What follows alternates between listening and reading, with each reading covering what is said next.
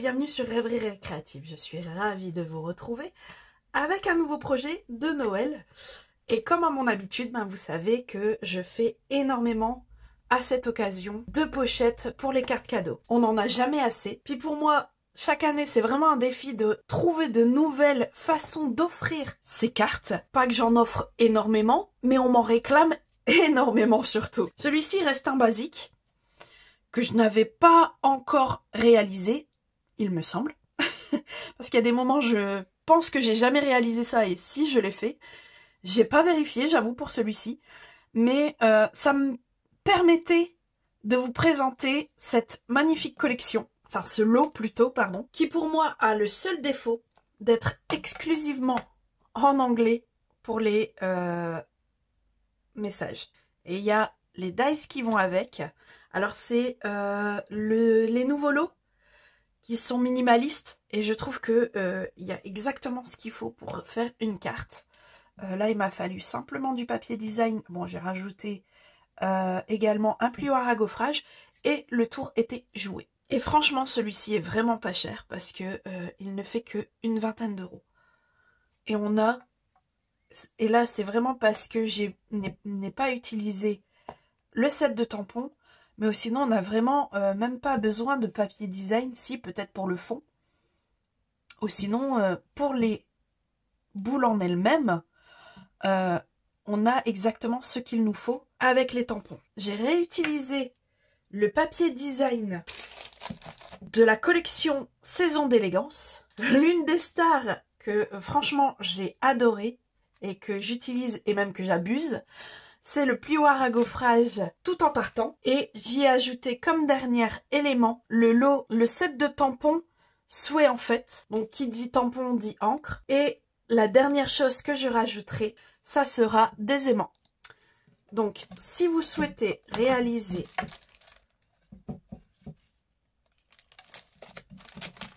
ce magnifique porte-carte avec moi, en papier, il vous faudra une base de cartes ici en feuillage sauvage, alors qu'ici c'était en cerise carmin, qui fait 23 sur 11,5. Deux morceaux de papier design, là c'est un mélange de beige et de marron, qui fait 2,5 sur 11. Deux autres qui font 11 sur 3,5. Deux qui font 5,5 sur 11. Et le dernier qui fait 6 sur 11. Il vous faudra également une chute de papier or et une chute de papier design dans les tons vert et or. Alors on va commencer par faire la structure de la carte. Vous allez voir, c'est bête comme chou. Donc on va prendre notre base de carte et dans les 23, on va lui faire des plis à 6,5, à 9,5, à 12,5 et à 19.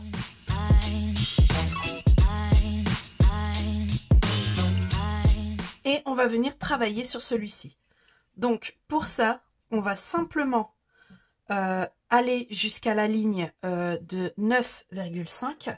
Et sur cette ligne, donc celle-ci, sur cette ligne, on va venir lui faire une marque à 1,4 et à 9,9.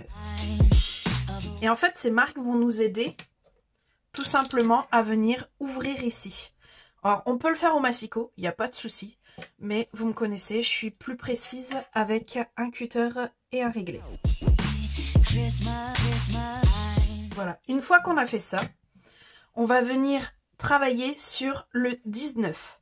Enfin, après le 19, la ligne du 19. Et ici, on prend le 19 comme référence et on va lui faire une marque à 1 de chaque côté, en haut et en bas. Voilà, on a nos marques ici et ici. Et là, on va le mettre comme ceci et on va prendre le milieu de notre 11,5, ce qui fait 5,75. Et une fois qu'on a ça, on va venir découper de cette marque-ci jusqu'au milieu et de cette marque-ci jusqu'au milieu.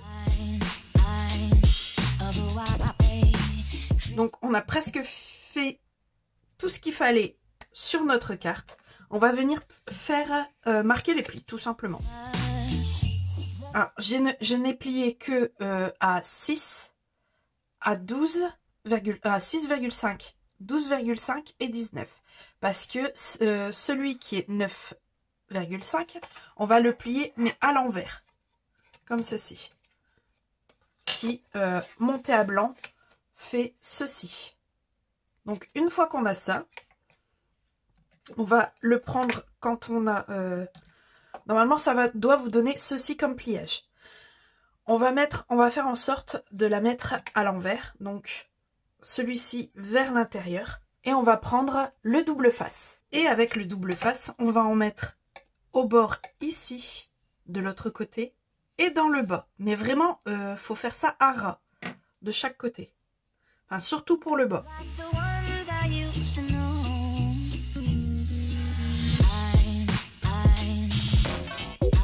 Bon, comme c'est qu'une histoire de rabattre sur lui-même, la feuille, il n'y a pas de souci, on peut tirer tout l'adhésif et venir rabattre tout simplement comme ceci.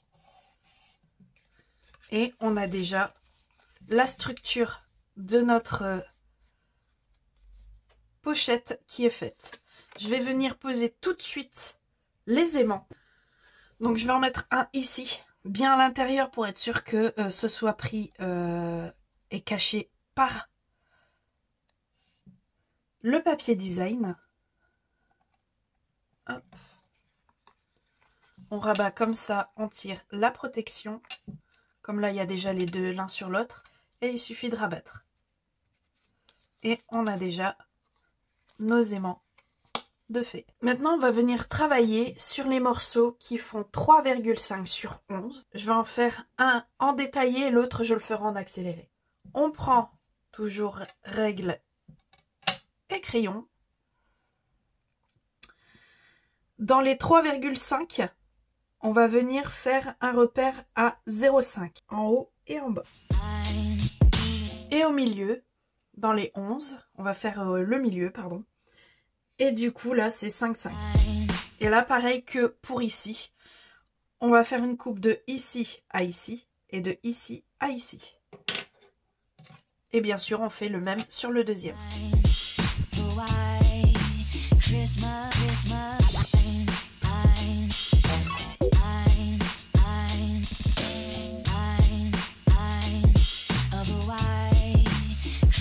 Ce qui vous donne ceci. On va prendre un des deux morceaux qui fait 5,5 sur 11 et on va sortir également le 7 souhait des fêtes. Là, je vais en utiliser plein puisque je vais faire exactement comme sur mon prototype. Oups, pardon. Je crois même pas que je vous l'avais ouvert. En fait, ça fait ça. Je suis vraiment désolée, j'ai fait vraiment à l'envers ici. Joyeux Noël et bonne année. Qui se ferme vraiment avec un aimant et ça c'est génial. Donc ici, je vais prendre le... comment j'avais fait? Joyeux et Noël. Le et bonne année. Donc je vais commencer par les placer directement sur le papier design. Comme ça, je sais où je vais tamponner. Et je vais tamponner en feuillage sauvage. C'est pour ça que je fais directement sur le papier design là. Donc là, j'ai ce que je veux. Donc, je viens le mettre sur le bloc. Je tamponne. Et après, on fera le plaçage de et bonne année.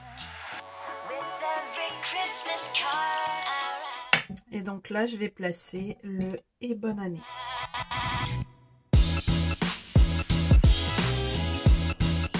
Donc là, on a travaillé sur tous les papiers design qu'il fallait. On peut récupérer les autres et placer tout ça à l'intérieur. Donc, vous avez compris que ceux-là vont recto verso sur ici. Recto et verso. Celui-ci, il vient juste ici. Le deuxième vient là. Hop. Le 6 sur 11 vient ici. Et les deux derniers, tiens, il m'en manque un. Bon. Et les deux derniers, ils vont ici sur le là où il y a la pochette, là où viendra la carte cadeau. Donc je colle tout ça et on se retrouve tout de suite après.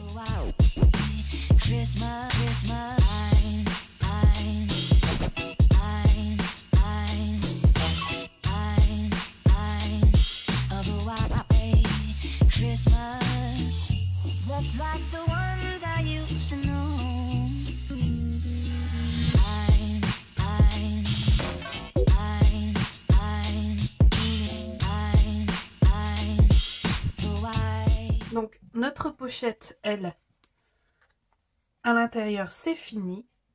Ici, vous pouvez marquer votre mot, il n'y a pas de souci. Vous prenez le Stampin' White vert jardin, il n'y a pas de souci, de la couleur que vous avez choisie. Et ici, sur la fente qu'on a faite, vous pouvez glisser votre carte. Hop, et elle rentre parfaitement.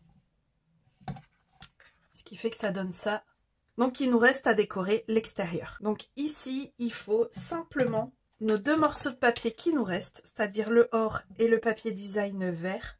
Et dans le vert, on va découper une fois la boule. Moi, j'aimerais bien la voir comme ça, comme j'ai fait ici, en fait.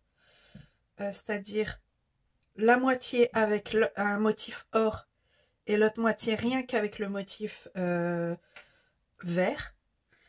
Je vais prendre également ce set-là, enfin ce dies-là, pour le découper dans le vert. S'il y a un peu d'or aussi, ça peut être pas mal. Je vais découper celui-ci dans le or. Je vais également découper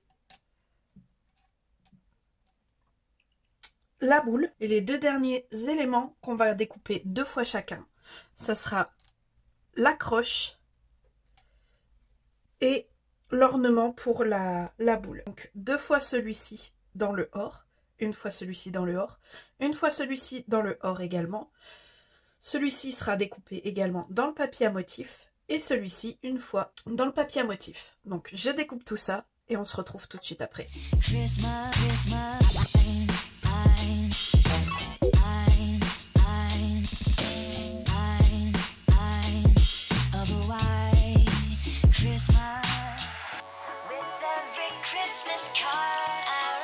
Alors, tous nos éléments sont découpés. J'avais oublié de vous préciser que celui-ci, des dies, si vous le voyez ici, il y a dans les couteaux, vous avez des interstices qui fait que une fois que vous découpez votre boule, elle reste accrochée. C'est en fait que on peut, si on le souhaite, faire un message ici et laisser ça comme ça et faire une carte en one shot. Et ce qui fait que il suffit de tirer pour pouvoir avoir le message. Mais ici, c'était pas vraiment ce qui m'intéressait, donc je l'ai détaché et on a tous nos éléments. Il me reste à reprendre celui-ci et de l'embellir parce que là, il est un peu fade. Et de venir avec mon plioir à gaufrage, mettre à l'endroit tant qu'à faire, et de le caser quelque part où j'aime bien.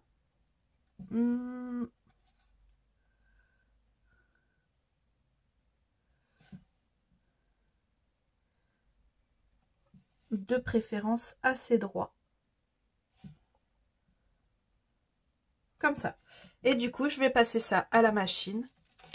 Ça sera le dernier élément qu'on utilisera, la machine.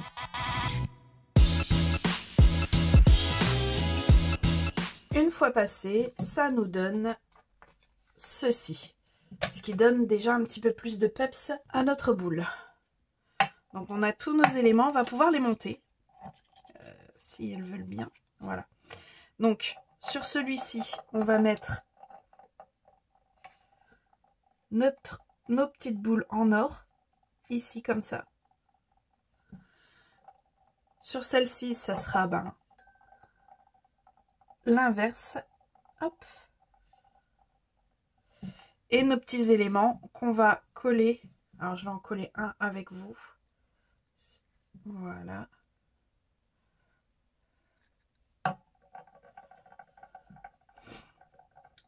Donc là, tout simplement, je vais mettre une pointe de colle ici.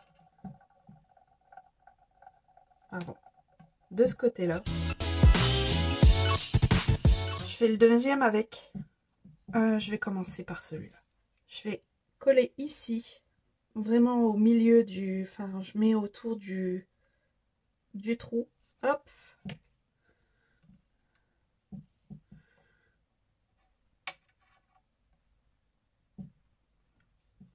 Et on a déjà l'accroche pour nos boules. Et je fais ça sur le deuxième également. Après, je viens de voir un tout petit défaut. Vous voyez ici, je sais pas, comme ça si vous le voyez mieux. Quand je l'ai détaché, je l'ai mal détaché. Après, j'ai fait une technique sur le premier où franchement ça allait bien. J'ai passé 2 fois. Une fois à l'aller, une fois au retour. Ce qui fait que les accroches se sont détachées naturellement. Ce qui était vraiment pas mal. Donc si vous souhaitez avoir que la boule, quand vous la passez dans la machine, faites un aller et un retour. Comme ça au moins les couteaux ici, les interstices, en fait les couteaux ils vont tellement rentrer que les interstices vont se couper également. Après, comme j'ai fait, un petit coup de ciseau là où vous voyez qu'il y a une imperfection, ça marche très bien également. Donc sur celle-ci, il me reste plus qu'à coller ça. Là, il me reste à tout faire. Donc je fais ça et je reviens tout de suite après.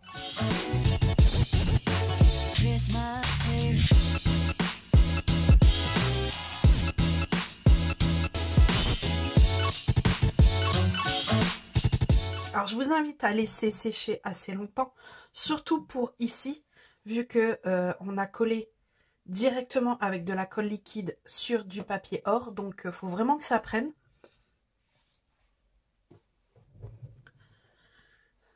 Donc là, normalement c'est bon, effectivement c'est bon, je vais pouvoir venir coller. Donc ici je vais la mettre comme ceci, donc je vais mettre de la colle juste ici derrière, là. Mais vraiment que dans le haut.